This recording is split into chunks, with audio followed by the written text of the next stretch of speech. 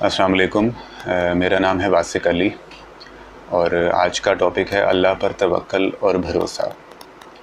حضرت واصف علی واصف سے کسی نے سوال کیا کہ ہمیں کیسے پتہ چلے گا کہ جو یہ ہمارا کام ہے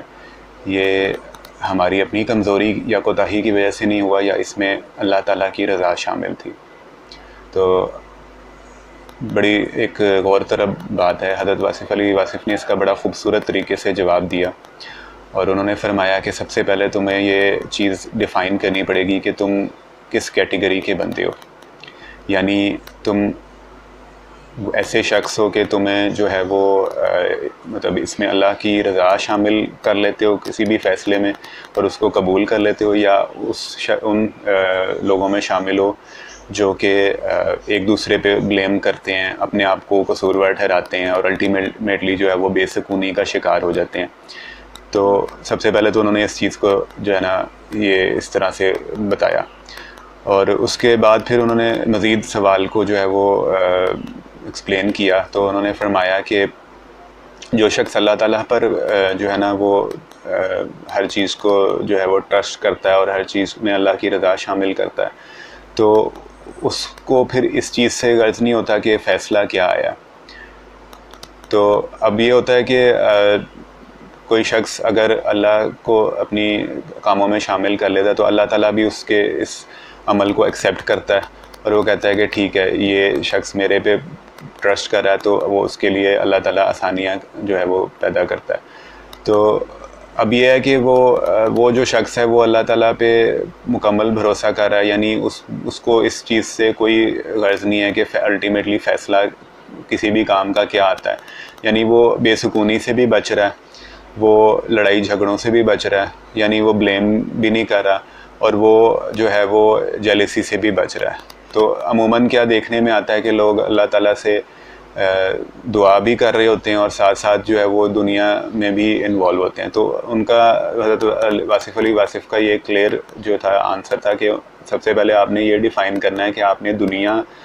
کو چوز کرنا ہے یا اللہ تعالیٰ کو چوز کرنا ہے۔ یعنی دنیا کو چوز کرنے کا مطلب یہ ہے کہ آپ نے کام سارے وہی کرنے ہیں، الٹیمیٹلی آپ نے دنیا ہی کو پانے کے لیے کرنے ہیں، اور جو آپ کو چیز نہیں ملے گی تو آپ نے اس کے لیے لڑائی کرنی ہے، جھگڑا کرنا ہے، گلے کرنے ہیں، گلے شکوے کرنے ہیں، اللہ تعالیٰ سے بھی گلہ کرنا ہے، اور جب دعا کے لیے ہاتھ اٹھانے ہیں تو وہی چیز مانگنی ہے۔ تو پھر اللہ کہتا ہے کہ ٹھیک ہے، تو اس کام پہ لگا رہے، اس میں پھر اللہ تعالیٰ جو ہے وہ اس میں شامل نہیں ہوتے۔ ٹھیک ہے، اب انسان اکثر کیا ہوتا ہے کہ انسان دعا بھی مانگ رہا ہوتا ہے اور ساتھ ساتھ جو ہے وہ اپنے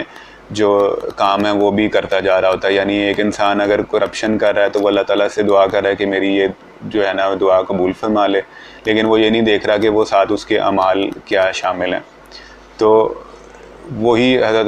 واصف علی واصف کا جو ایک آنسر تھا اس میں یہ چیز تھی کہ جو شخص اللہ کی رضا میں راضی ہو جاتا ہے تو اس کی ہر چیز جو ہے وہ،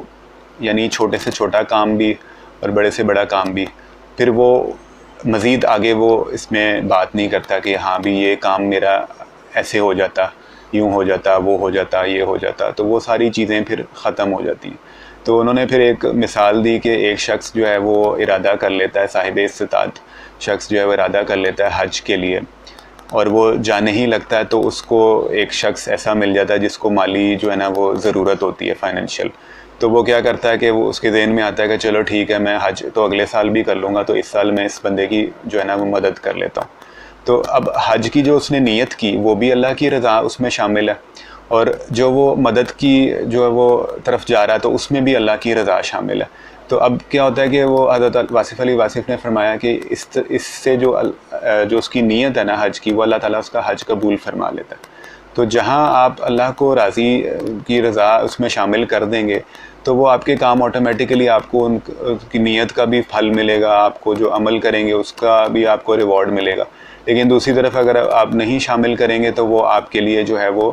بے سکونی کا باعث بھی بنے گا، اس میں آپ کو جیلسی فیکٹر بھی آئے گا، اور بے شمار اس میں آپ کو پریشانی ہوگی، آپ جو ہے وہ ایک دوسرے کو بلیم کریں گے، لڑائی جھگڑا ہوگا۔ تو الٹیمیٹلی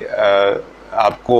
یہ چیز سوچنے کی ضرورت ہے اور آپ کو ڈیسائیڈ کرنا ہے کہ آپ نے ابھی تک جو زندگی اپنی گزاری ہے، کیا آپ نے اس میں کتنے کاموں میں اللہ کی رضا سمجھ کے اس کو جو ہے وہ ایکسیپٹ کر لیا،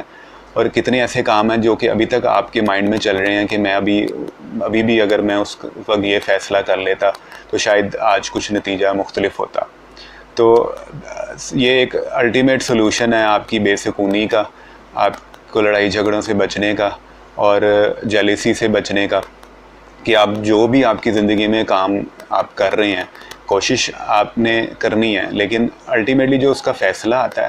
وہ آپ پہ بنتا ہے کہ آپ اسے اللہ کی رضا سمجھ کے اس کو قبول کر لیں. تو پھر آپ دیکھیں کہ آپ کی زندگی میں جو ہے وہ کتنی آسانیاں ہوتی ہیں، برکتیں ہوتی ہیں. تو اللہ سے یہی دعا ہے کہ ہم سب کو اس چیز کی توفیق عطا فرمائے اور ہم اپنی زندگی جو ہے وہ اللہ کی رضا کے لیے گزاریں.